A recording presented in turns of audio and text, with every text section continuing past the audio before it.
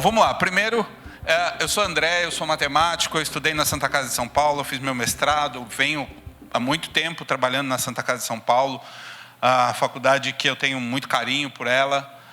Passei uma jornada longa na Santa Casa de São Paulo, da época do Dr. Barradas ainda. Eu entrei, Dr. Barradas me matriculou lá porque a gente não conseguia falar a mesma língua. Eu vinha de matemática, eles trabalhavam na Secretaria de Saúde, era o secretário, a gente não falava a mesma língua e a gente precisava chegar num denominador comum. Ele me enfiou na Santa Casa de São Paulo e eu fui até o meu mestrado na Santa Casa de São Paulo.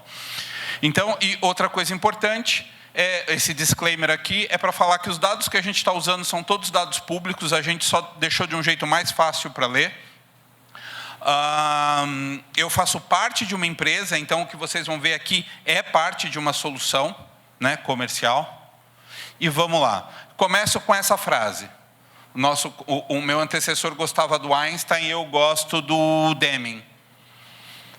E a frase é bem simples, né? Em Deus eu acredito e confio. Todo o resto, cara, vem com dados para argumentar comigo, porque eu acho que não ganha discurso. Nem com criança hoje em dia ganha discurso. Imagina no dia a dia corporativo. Não vem com essa conversa porque não vai rolar. Então, em Deus eu acredito, todo o resto me traz dados e vamos com dados levar essa conversa para frente. Algumas premissas importantes aqui. À medida que eu for falando, eu vou resgatando essas informações, mas todos os dados aqui são ou do mês 10 ou do mês 9 de 23. Né? São dados bem atualizados para a gente, são os últimos dados que o Ministério da Saúde deixou disponível para a gente trabalhar. E como a temática envolve muito do Covid, três recortes importantes do eixo temporal. O primeiro é o que eu chamo de pré-pandemia. Eu quis pegar um ano inteiro. Então eu começo em 2019, vou até o nosso primeiro caso registrado. Né? Até o primeiro caso registrado oficial lá no Paraná, em março de 20. Foram um total de 14 meses. Parece que faz muito tempo, mas a pandemia acabou faz 7 meses. Então, eu pego o período de pandemia que vai do 3 de 20 a 5 de 23, que dá 39 meses, e depois o pós-pandemia, que pega os outros 4 meses que estão disponíveis no Ministério da Saúde. Então, vamos começar falando um pouquinho de infraestrutura. Eu peço desculpa pela letra que pode estar pequenininha. Aqui estão a lista dos principais hospitais do Mato Grosso do Sul. Tem um cara aqui que desbanca a brincadeira, que é a Santa Casa de Campo Grande, que tem 744 leitos registrados no CNES, e daí para frente um monte de outros hospitais menores, partindo aqui de 360 leitos, pulando para 212, 193, 179, uma questão de ordem para facilitar. Todos os slides vão ficar disponíveis para que vocês possam consultar os números depois, né? Como eu falei, todos os dados aqui são públicos e abertos. Eu só tabulei para ficar mais fácil da gente entender. Então, a gente tem um grande hospital em Campo Grande, que distorce um pouco os números da capital, e daí para frente é quase todo mundo muito parecido. E, importante, aqui a natureza jurídica, porque eu quero reforçar a importância da federação. Vocês vão ver o quanto é importante a federação. Vamos lá. Se a gente está falando de pandemia, a gente tem que falar do que aconteceu com os equipamentos. Então, falando um pouco de infraestrutura. Esse aqui é um histórico das unidades de saúde do tipo hospitalar no Mato Grosso do Sul. Então, eu venho aqui nessa história, 123, 124, tá? Essa linha vermelha sempre vai estar cortando o início da pandemia e aqui o fim da pandemia. Então, eu saio aqui de 120 estabelecimentos de saúde no começo da pandemia e termino a pandemia com 127 estabelecimentos de saúde, retornando 127 estabelecimentos de saúde do tipo hospitalar. E o Ministério da Saúde entende como unidades do tipo hospitalar, hospital geral, hospital especializado, unidade mista, pronto-socorro geral e pronto-socorro especializado. Quando eu quebro por natureza jurídica, e aí começa a vir a importância do segmento. Eu quero reforçar aqui a importância do segmento filantrópico em todo o conjunto. A legenda de cor vai ser sempre essa, eu sempre vou manter o azul para a administração pública, o amarelo para empresarial e o vermelho para entidades sem fins lucrativos. Então, como a gente pode ver, a maioria dos estabelecimentos no Mato Grosso do Sul é filantrópica. 52 contra 50 contra 24. Mas estabelecimentos não quer dizer nada, né? Porque eu venho aqui, olha só, eu tinha 120 em março de 20 e no fim da pandemia eu tinha 127, ou seja, eu criei 7 novos hospitais. O que aconteceu com esses 7 novos hospitais? Olha só, eu tinha 47 de administração pública, mudei para 51.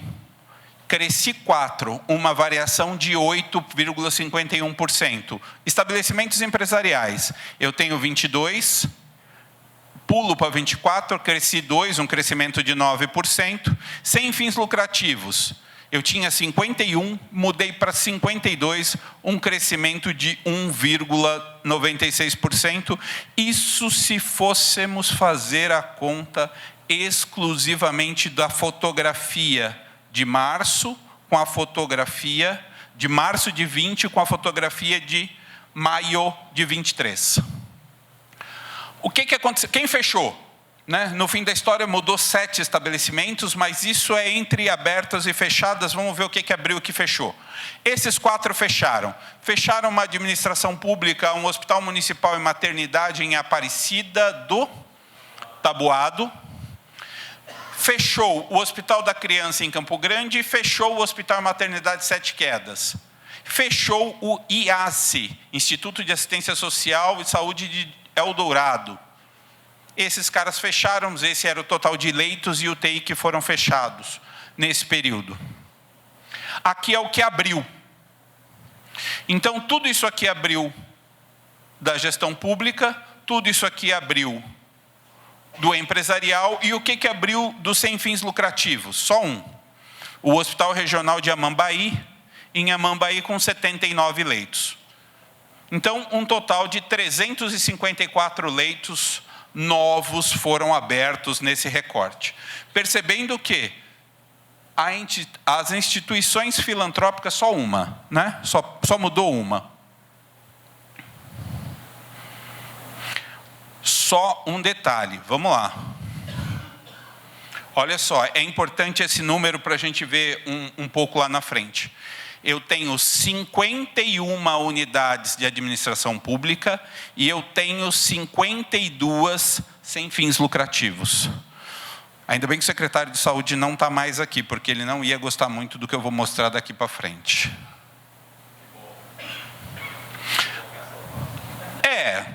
Na verdade, eu não estou nem provocando, eu só estou mostrando o que está acontecendo, eu só estou fazendo leitura. Aí a provocação, Memberg, você se diverte com ele ali. O que aconteceu na pandemia? A pandemia, precisávamos de leitos. Pandemia, todo mundo doente, precisando de leito, isso é o que aconteceu com leito. Olha, aqui era a minha base, começou a pandemia, cresce leito, fecha leito, abre leito.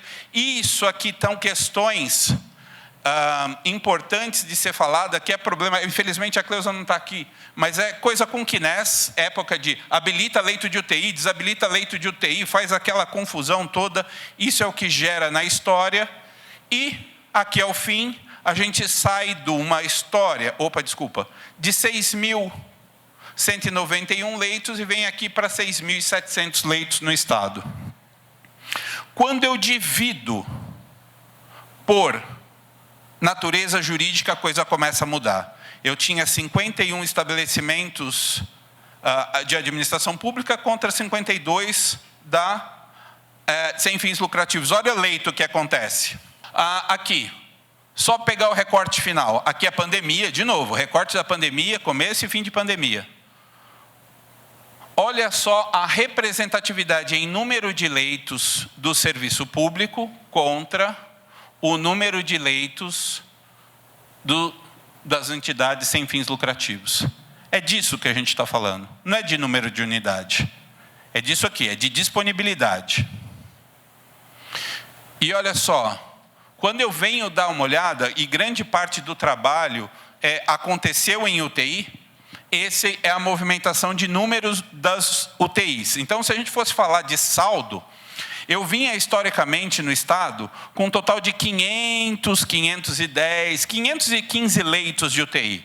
Eu saio dessa história, dou um boom num total de leitos e estabilizo num outro patamar. Eu saio de um patamar de 500 e venho para um patamar de 750. Então, essa é a mudança que aconteceu. Eu saio desse patamar para esse patamar. Né? Então, se a gente for falar que teve algum impacto, a gente poderia citar que aqui mudou um pouco a história. E, de novo, vou quebrar por natureza jurídica. Não quero ver tudo, eu quero ver por natureza jurídica. Olha aqui o patamar. Eu saio de um patamar das entidades filantrópicas de 229, 230, para um patamar de 370. Os outros subiram também, 140 para 210, 140 para 160. Mas o que aconteceu? O público ficou menor do que o privado. E, teoricamente, vale lembrar um pouquinho, quando que o público pode ser contratado para ser prestador do SUS? Quando a administração pública não dá conta e quando o filantrópico não dá conta. Aí é que ele entra. Ele é a terceira opção, ele é o fim da fila. Né? Olha o que está acontecendo aqui. Ele cresceu aqui quando eu vou falando de UTI. Então, só para lembrar, eu tinha 6.100, vou para 6.700, um crescimento de 9%. Quando eu vou falar de UTI, eu saio de 539 e vou para 750, um crescimento de 40% quase, em leitos de UTI. E aí, vale a pena dar uma olhada nessa distribuição. Olha só, a administração pública cresce 48%. A administração sem fins lucrativos também cresce 48%. Teoricamente, o crescimento foi igual. Né? Eu cresço aqui 48%, cresço aqui 48%. Quanto eu represento do todo? Administração pública, 20%. As unidades sem fins lucrativos, 50%. 50% das UTIs do estado de Mato Grosso do Sul estão na mão dos filantrópicos. Essa é a leitura que é importante daqui. E quando eu vou fazer uma comparação, eu vejo, eu tenho o caminho completo do que eu queria chegar até aqui. A diferença de uma para outra é de um único estabelecimento. Contudo, a diferença em leitos é muito grande. Enquanto um representa 24% dos leitos totais, o sem fins lucrativos representa 54%. E quando eu vou olhar a natureza, as UTIs, o filantrópico representa 50%, enquanto a administração pública 26%. E aí vale lembrar um pouco, né? O estado do Mato Grosso é um estado territorialmente grande. E a cobertura, o pessoal da privada está aqui, ó, na capital, isso aqui é Cuiabá. Eles gostam de Cuiabá, que é a cobertura da rede empresarial. A rede pública está bem pulverizada, mas a filantrópica também está bem pulverizada. Campo Grande, perdão, Campo Grande. Mato Grosso do Sul, sem dúvida. Né? Então, aqui a concentração, você percebe que está bem espalhada no território. Quando eu divido pelas regionais de saúde, eu percebo que eu consigo estar presente em todas. Né? A rede filantrópica está presente em todas. Não há região onde não há cobertura da rede filantrópica. De novo, a rede de administração pública, nessa parte é mais pulverizada. A privada nem vale a pena comentar, porque ela está muito focada na capital, né? Não tem tanto interesse assim nos outros. É aquela história, eu quero o filé mignon, ninguém quer osso. Né? Então, está aqui, ó, o que vai acontecendo. E aqui a distribuição de leitos. Deixa eu só colocar um ponto importante aqui, porque depois que eu fiz o slide é que eu vi isso aqui, ó. Isso aqui não é 551.602, desculpa. É 1.602 na capital. E tem uma cidade pequenininha aqui do lado, que é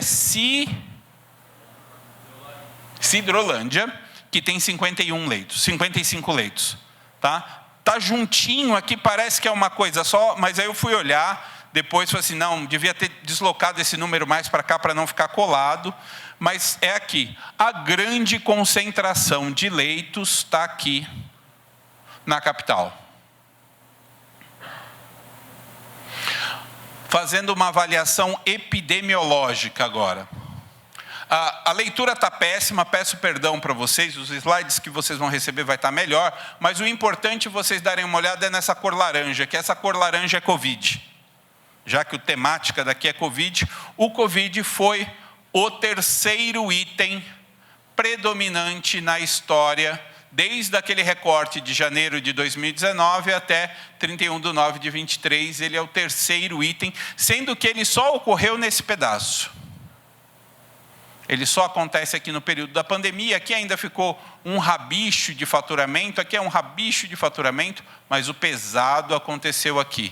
E eu sei que está difícil de ler, mas quem que vocês acham que é o primeiro item? Quem? Parto.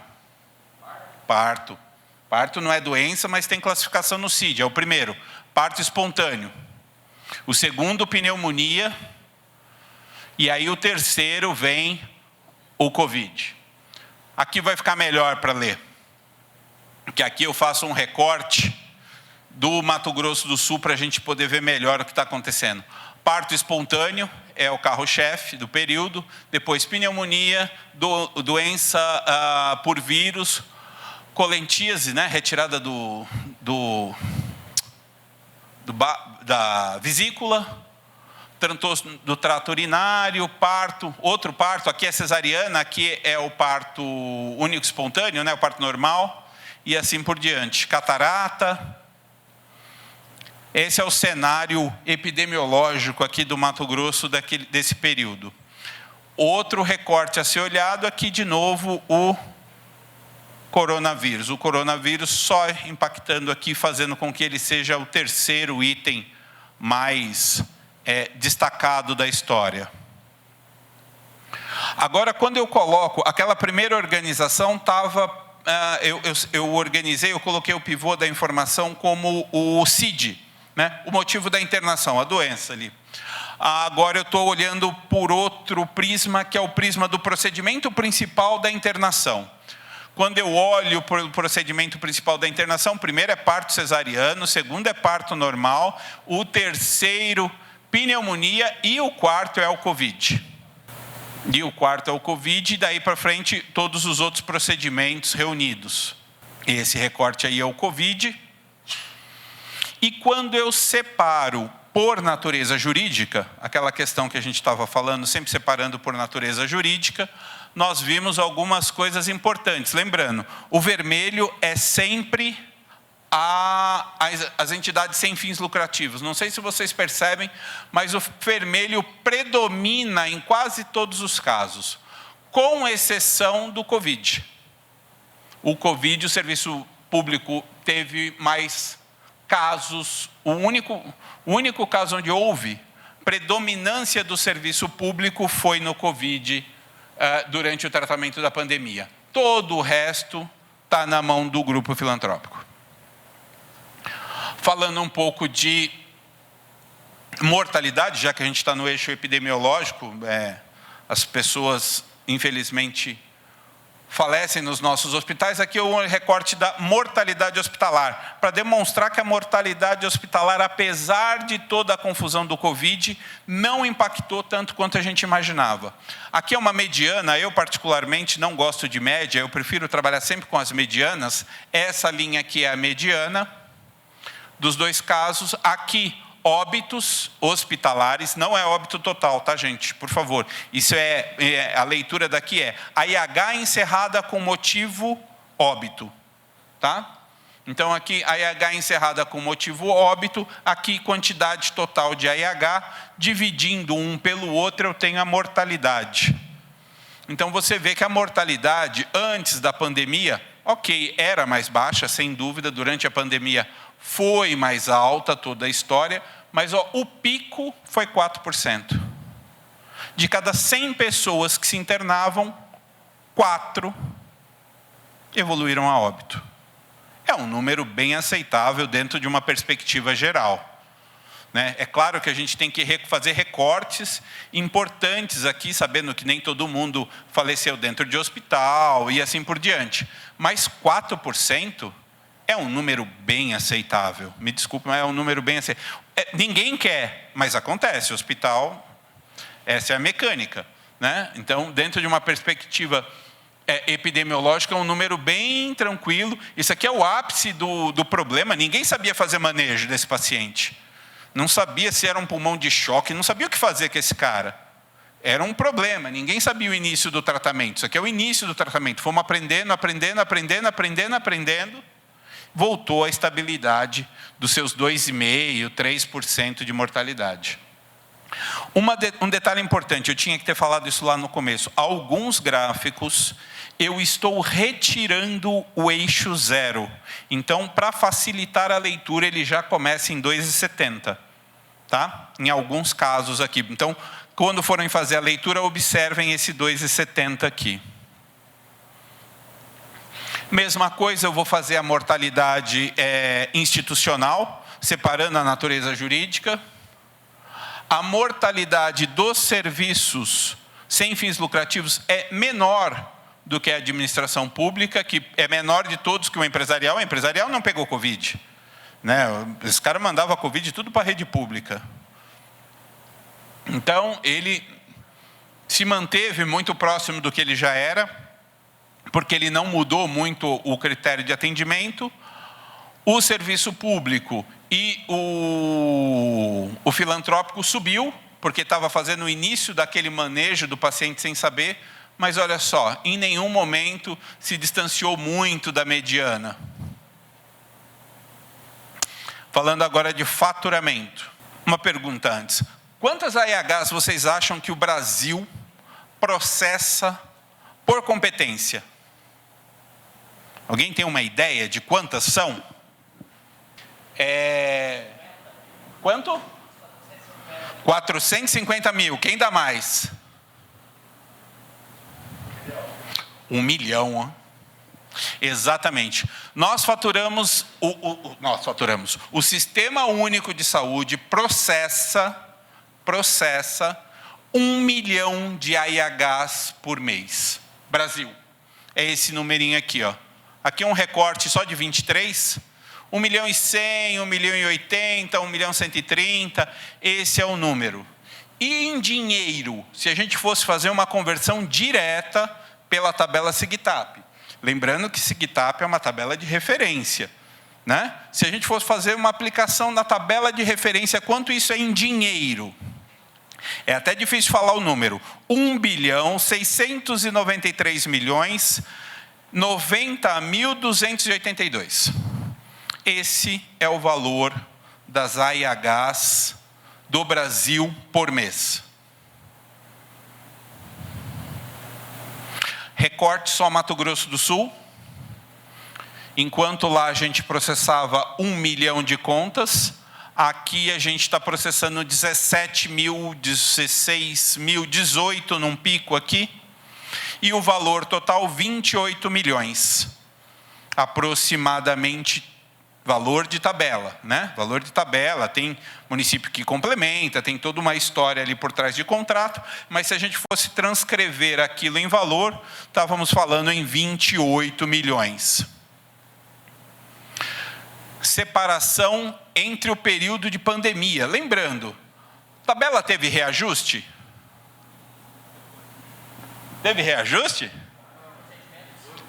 Muito pouquinho, né? Teve alguns procedimentos, sem dúvida. O procedimento de transplante, cardio, entrou na rede, saiu, teve aquela história toda, mas o grosso continua a mesma coisa. Ainda assim, olha só, pré-pandemia, a nossa mediana do faturamento 18 milhões, pulamos para uma mediana de 24 milhões, e agora, no pós-pandemia, uma mediana de 26 milhões, de novo, estado do Mato Grosso do Sul, no serviço sem fins lucrativos, o filantrópico.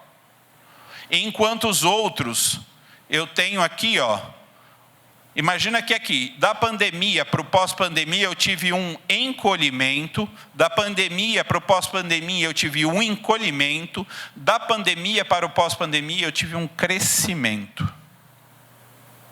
Então, o saldo da pandemia é que o processo de faturamento melhorou em qualidade, de alguma forma melhorou. Essa fotografia não se dá exclusivamente por tabela, muito pouco por tabela. Isso é uma melhoria de qualidade que a gente encontra aqui. Detalhe, eu só encontrei isso em mais um estado, todos os outros foi pior. E olha que eu já fiz essa análise de diversos estados da federação, todos os demais foram pior, o daqui é melhor, me surpreendeu. Rio Grande do Sul, que é outro estado que tem uma rede filantrópica muito grande, muito grande. E agora falar um pouquinho de perda de dinheiro. Essa é a parte dura do troço. Esse pico aqui, vocês sabem o que é esse pico? Só para vocês lembrarem, aqui é o mês 6, 7 e 8 de 22. Quem faz faturamento vai lembrar quando eu contar o que é. A mudança no CNES para a identificação dos fornecedores médicos que precisava de recadastramento no CNES. Todo mundo precisou recadastrar, todos os profissionais de saúde precisaram passar por um recadastramento. Quem não conseguiu recadastrar, todas as AIHs, o que aconteceu com elas? Rejeitadas. Olha a rejeição aqui. Quando eu mexo no instrumento e a minha retaguarda não está preparada para aquela mexida no instrumento de coleta, é isso que acontece. Quem faz pesquisa científica sabe a importância do instrumento de coleta. Está aqui, mexi no instrumento de coleta, a ponta não estava preparada ainda para tudo, é isso que eu tive. Quando eu recorto só Mato Grosso do Sul, o meu ápice está aqui. Eu tive 1.532 AIHs rejeitadas no mês. Eu vou dizer para você, é muito pouco. É muito pouco. Para um estado inteiro, é muito pouco. Pelo que eu já li de outros estados, é muito, muito pouco. Mas, olha só, aqui eu tenho uma média, aqui eu tenho outra média. Eu estou melhorando. Cada vez mais eu tenho melhorado o meu processo, eu tenho tido menos AIHs rejeitadas. Como eu falei para vocês, eu não sou um cara que gosta muito de média, eu prefiro trabalhar com medianas. Então está aqui a minha mediana, está aqui a outra mediana, você vai ver que a coisa está melhorando, eu venho num processo de melhora. E o pico foi exatamente nas entidades filantrópicas, naquele período da troca. Depois disso, olha como caiu. Vem caindo, vem caindo, vem caindo. O processo de faturamento vem melhorando aqui no estado do Mato Grosso do Sul. Em um aspecto geral, né? Eu não estou destacando nenhum hospital aqui, estou falando de um aspecto geral. Quando eu recorto só o pedaço aqui, olha só, vai crescendo, vai caindo, caindo, caindo, e eu tenho uma estabilidade hoje no processo de rejeição de AIH. Contudo, vou chegar aqui mais pertinho para eu poder ler. Aqui é só o segmento filantrópico. Eu ainda tenho rejeitado por mês 1.500.000, 1.500.000, 1.500.000, 1.200.000, 1 milhão. É dinheiro que faz diferença. E pior do que isso. Só um detalhe antes do pior. Essa realidade acontece em qualquer tipo de hospital. Aqui eu estou separando por porte. Então acontece no pequeno, acontece no médio grande e acontece no muito grande. A rejeição, ela se dá em todo lugar. E ela também se dá em todo nível de gestão. Aqui no Mato Grosso ainda tem, Mato Grosso do Sul, eu ainda tenho uma questão que é muito forte, que é a gestão dupla. Em outros estados a gente não tem mais esse caso de gestão dupla. Né? É gestão ou municipal ou estadual. Porque esse aqui não está no contrato. Parênteses importante, todo mundo fala assim, ah, não, está contratualizado, eu não estou perdendo. Está perdendo. Quem quiser discutir comigo quanto está perdendo, a gente pode mandar descer cerveja que a gente vai esticar a noite inteira, mas eu comprovo para você que está perdendo. Vou dar uma dica de onde está perdendo. Não foi feita uma partilha de 2 bilhões há pouco tempo atrás? Qual foi o critério para a partilha? Série histórica de produção. Se a sua produção não apareceu, o que aconteceu com a sua fatia? Diminuiu. Então, me desculpe, se alguém falar que não, eu tenho o contrato e não estou perdendo, está perdendo. Na menor das hipóteses, você está perdendo em informar adequadamente o que está acontecendo no seu estabelecimento. Os principais motivos de erro de AIH do Brasil é procedimento realizado exige habilitação e AIH bloqueada por período de internação sobreposto. O primeiro requer habilitação, é o tipo de rejeição que pode acontecer de propósito. Eu estou apresentando uma AIH que eu sei que eu não tenho habilitação para um gestor, porque eu estou marcando série histórica. Eu vou bater na porta dele e falar assim, ou você me habilita ou eu vou parar de fazer. Esse é um dos motivos pelo qual eu apresento uma AIH que requer habilitação e eu não tenho essa habilitação. Esse é um dos motivos. Esse outro aqui, aí não tem justificativa. A AIH bloqueada por período sobreposto da internação é falha operacional. Eu não posso dar alta e admitir o paciente no mesmo dia, porque vai cobrar 2 diárias no mesmo dia, ele vai bloquear as duas, vai glosar as duas. Quantas vezes eu posso apresentar AIH? Teoricamente 4. Existem casos de mais, mas teoricamente 4. 4 é o que dá tempo de eu conseguir apresentar. Então, aqui, rapidamente, as AIHs que foram bloqueadas, a grande parte aqui, na primeira apresentação se resolve. Eu tenho casos aqui, de AIH com 5, 6 e 8 reapresentações. Tem alguns casos aqui explicáveis depois. De 8 não tem explicação nunca, mas 5 e 6 até tem explicação. E aqui um quadro para a gente ver um pouquinho do dinheiro. Quanto isso significa? Se eu olhar em 2022, e aqui eu estou falando de AIH perdida, não é AIH rejeitada. Só para esclarecer, é claro o conceito do perdido e do rejeitado? O rejeitado foi lá, bateu, eu ainda posso apresentá-la de novo. O perdida significa que eu fui, olhei e não encontrei ela de novo. Ela em nenhum momento, aquela AIH com aquele número foi pago. Como ela pode ser apresentada várias vezes, ela pode ter o valor alterado. Então, eu tenho o valor mínimo e o valor máximo. Ela foi de 14 milhões a 15 milhões. Isso é dinheiro que foi perdido. Não apareceu em lugar nenhum. Se foi. E aqui a quantidade de apresentações. As maiores perdas do Brasil, eu não vou perder tempo com esse slide, mas tem AIH de 200 mil, AIH de 180 mil, AIH de 150 mil perdidas. Essas AIHs não aparecem em lugar nenhum. Aí eu fiz um recorte só de Mato Grosso do Sul. Só para a gente ver, por delicadeza aos colegas, eu escondi quem é o CNES aqui, mas são todas aqui do estado em questão, aqui Mato Grosso do Sul, e o pedaço que é FAEC.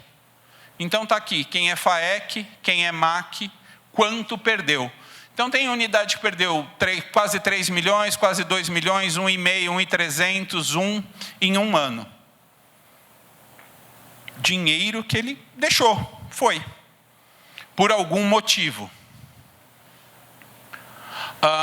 Aqui as AIHs mais caras do estado que foram perdidas. Toracostomia, tratamento de pneumonia, gastrostomia, infecção pelo Covid, começa aqui com uma IH de 80 mil e vai 80, 50, 60, 40, 30. Felizmente eu não achei nenhuma aqui muito grande. O único que me chamou aqui, ó, por exemplo, essa aqui, FAEC, perdi 30 mil, 39 mil. Outra FAEC aqui, cirurgia múltipla, 27 mil. São as duas grandes que estão aqui no meio das principais, mas a grande maioria é MAC. E isso também é um cenário bem daqui. Quando eu olho para outros estados, infelizmente é cheio de FAEC aqui, começa em 250, 300 mil as AIHs. Rapidamente, eu vou passar essa parte muito rápido que a moça já me falou.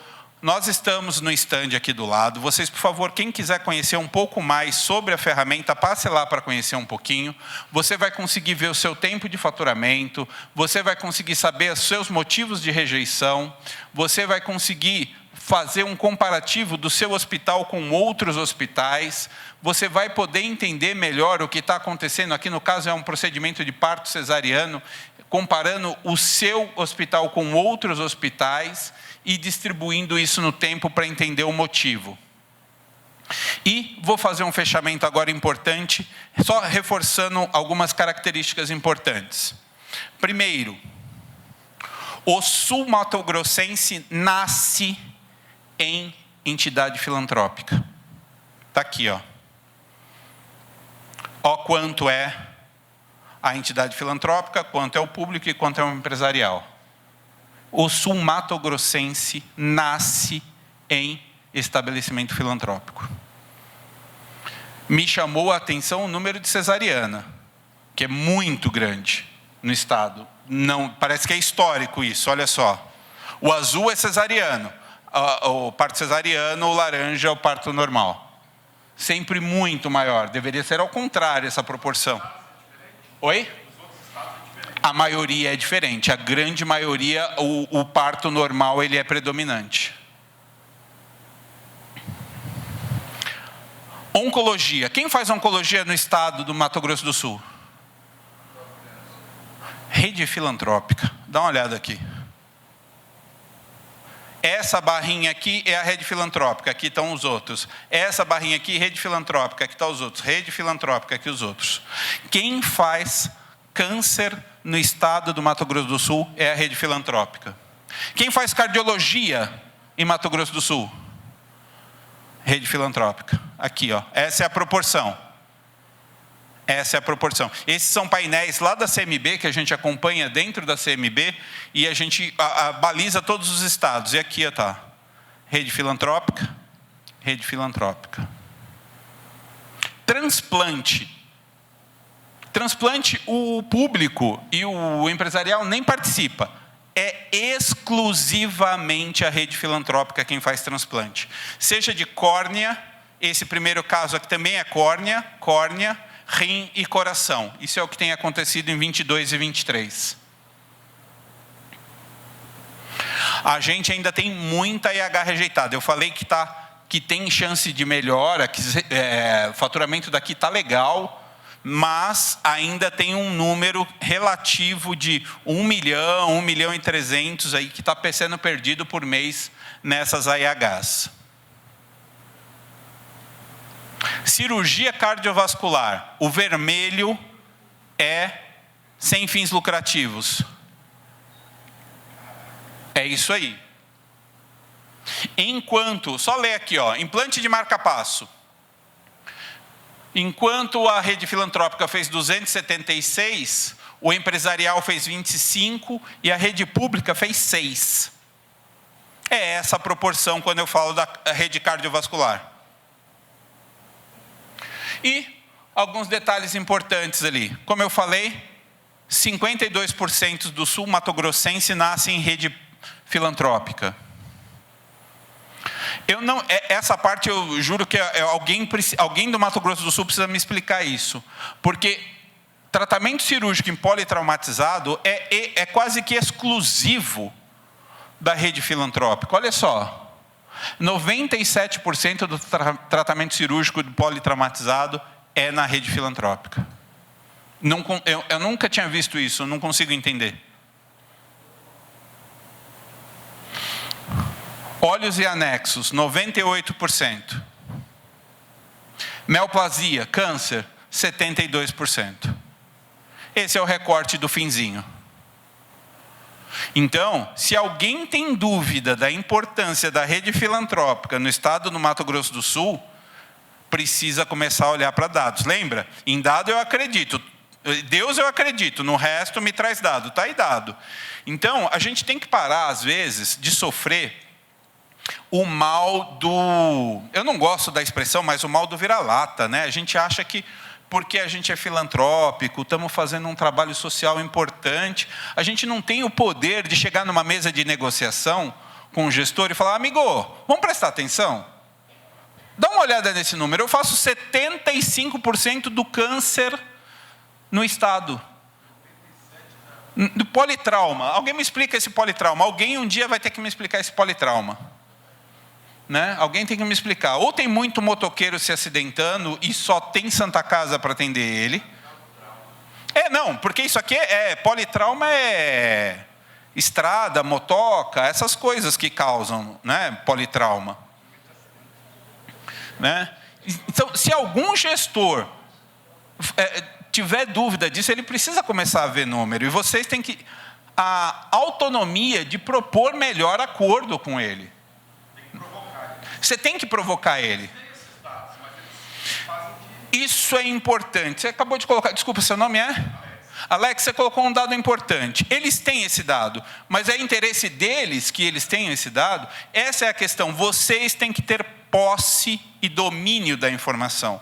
Porque quando você vai para uma reunião onde eu tenho a informação, eu saio ganhando nessa discussão. Né? Eu saio melhor argumentando, eu consigo pleitear melhor as coisas quando eu tenho um conjunto melhor de informação. Então, leve essa informação. É importante. Aí entra o papel da federação muito forte. Porque junto à federação, isso aqui eu fiz questão de não recortar nenhum hospital em particular, porque eu queria reforçar a importância da federação, a importância de agir em conjunto, em bloco, com um representante municiado de informação, levando essa conversa para frente. Porque, como a gente viu, a grande parte é da gestão municipal. E quando ela pulveriza muito assim, fica mais difícil essa negociação. Porque eu tenho... Quantos municípios tem aqui no estado? 79. São 79 acordos quase que tem que acontecer, um em cada município. É mais cansativo. Mas se você consegue tentar uniformizar esse acordo, a vida vai ser melhor. Vocês têm relevância muito grande. Eu me atreveria a falar que eu só vi um outro estado que tem tanta relevância ao serviço filantrópico, é o Rio Grande do Sul, onde lá 75% da rede é filantrópica. Né? Só o único outro estado que eu tinha visto isso. Bom, é isso. Gastei o tempo de vocês demais. Vamos fazer o horário da nossa pausa. Eu convido vocês a irem lá tomar um café conosco lá no stand. Se quiser ver os dados do seu estabelecimento, a gente vai estar por lá amanhã também. Muito obrigado, muito agradecido pela presença de vocês. Muito obrigado.